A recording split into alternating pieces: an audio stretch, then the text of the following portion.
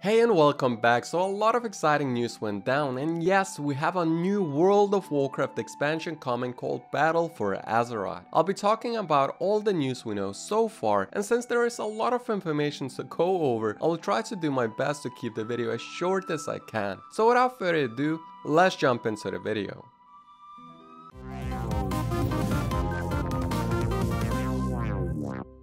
With a lot of new features introduced with the upcoming expansion, our max level is also being increased to level 120. The way you will be leveling from 110 to 120 is on separate faction isles. However, when you reach max level, the rest of the world will become available and you can journey to the opposing faction's island. Now let's take a look at the isles before we talk about the allied forces and much more.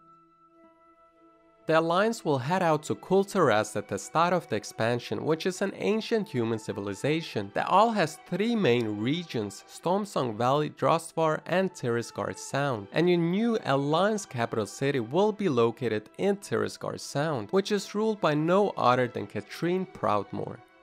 On the other side, we have the Horde, who will head out to a different isle called Zandalar, which is an ancient troll empire, and I mean, who doesn't love trolls? The isle has three main regions: Zuldazar, Vol'dun, and Nazmir, and your new Horde hub will be located in Zuldazar, which is ruled by a king and a princess. There will be added 6 new allied forces in total, 3 to each faction. The alliance will have the Void Elves, Lightforged Draenei, and the Dark Iron Dwarves. So the way you'll be unlocking these new allied forces are by doing quests for that specific race to learn more about them. Once you have completed the objectives, you'll be able to either race change or level up a completely new character, starting from level 20. You might be thinking, well, why would I even bother leveling up a completely new character? And that's a pretty valid question. So by leveling up a new allied race, you will unlock their heritage armor, which can only be obtained if you level up a new character. On the other hand, we have the Horde, who will be able to unlock the Nightborn, which we know from Suramar, the High Mountain Torrents, and the Zandalari Trolls. During BlizzCon, they also said that this is a pretty good starting point and that they plan to add more sub-races throughout the expansions, which is a pretty healthy change to the game, considering we have looked at the same races for quite a while now. If you didn't know, we won't have our artifact weapons in the new expansion. We don't know exactly how we will lose them, but we will lose them somehow. I guess we will find out soon enough. Instead of the artifact weapons, we'll be given the Heart of Azeroth by Azeroth herself. And the way this amulet will work is somewhat similar to the artifact weapons in Legion. However, you won't have any abilities on your amulet like we have on our weapons right now. It will instead empower 3 different slots on your character. And during BlizzCon, we saw that the headpiece, shoulders, and chest could be empowered. But a lot can still change, so we will have to wait and see. So our beloved planet has been stabbed and is bleeding an unknown crystal called Azerite, which has emerged throughout the world we know. And this new Azerite is the way you'll be leveling up your amulet through world quests, dungeons, island expeditions, etc. This is quite a nice change to the current system, since they will be able to add different abilities on the armor sets throughout the expansion. And you might be thinking, oh no, RNG! And basically what they said to that is that you'll be able to see the armor's abilities in the dungeon journal and decide upon which ones you want to farm, which makes it a lot easier. The abilities the 3 armor slots will gain will not necessarily only be power based, but could also be something that helps you out with your utility. An example they gave us was that a shaman could choose between either Ghost Wolf or Astral Shift, which would allow the player to stand in fire. And the defensive abilities will always be matched with other defensive abilities, so you won't have to choose between a DPS increase or an utility increase. I mean, we all know what we would choose, right? I mean, I would definitely choose the utility increase and be standing in fire. Some of the new features that was announced during BlizzCon was the island expeditions and war fronts. So let's take a look at the 2 new features.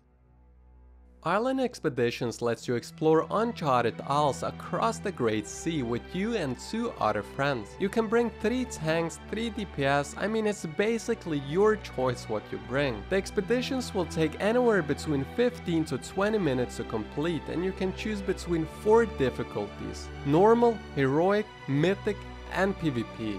The special thing about these new expeditions are that they are dynamic experiences, which means that you might run into undeads the first time you try them out, trolls the second time, etc. So that enemies and bosses will not be the same each time you do the expeditions, which means that there are a lot of replayability and I can't wait to try them out. The main goal during the expeditions will be to battle for the Azerite against the opposing faction, which can either be 3 AIs or 3 real players, depending on which difficulty you choose. These new AIs are not like the traditional ones we already have in game, but something they call tactical AIs. What's interesting about these new AIs are that they can zap your healer while you are fighting a boss, steal your Azerite right in front of your nose, CC you, mount up and run away, and so on. So they act a lot more like real players, which sounds pretty amazing if you ask me. What I look forward to about these new island expeditions are to try out the mixed PvE and PvP experiences, and this is something we've never had in game, so this is definitely one of the things I'm most excited for.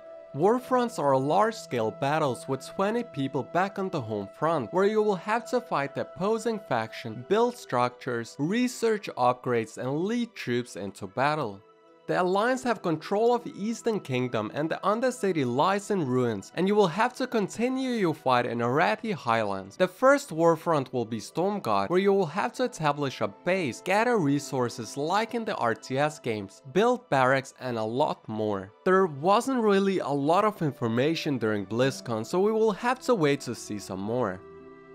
10 new dungeons will be introduced at the start of the expansion, and each faction has their own separate leveling dungeons on their islands. However, when you reach max level, you'll be able to access all 10. Mythic Keystones are here to stay, and the level design team will have Mythic Keystones in mind whenever they create a new dungeon. The first raid will be Uldir Halls of Control, and it will have 8 bosses in total. We don't know too much at this time, but we do know that we will be fighting Queen Ashara in one of the future raids. I can't wait.